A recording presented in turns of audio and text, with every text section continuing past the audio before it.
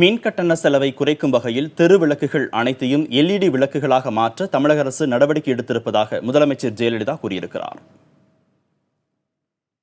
தெரு விளக்குகளின் மின் கட்டணத்திற்காக நகராட்சிகள் மற்றும் மாநகராட்சிகள் சராசரியாக தங்களது வருவாயில் 25% செலவிடுகின்றன.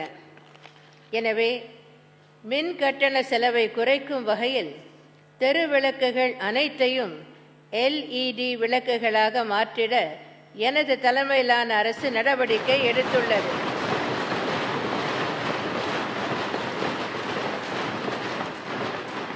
முதற்கட்டமாக 10 மாநகராட்சிகளிலும் திருப்பூர் மண்டலத்திற்குட்பட்ட 19 நகராட்சிகள் மற்றும் தஞ்சாவூர் மண்டலத்திற்குட்பட்ட 18 நகராட்சிகள் ஆகியவற்றில் உள்ள பாதரச குழல் விளக்குகளை LED விளக்குகளாக மாற்றி அமைக்கும் பணிகள் நடைபெற்று வருகின்றன. இந்த ஆண்டு திண்டுக்கல் மாநகராட்சியிலும் எஞ்சிய அனைத்து நகராட்சிகளிலும் உள்ள தெரு விளக்குகள் LED விளக்குகளாக மாற்றப்படும்.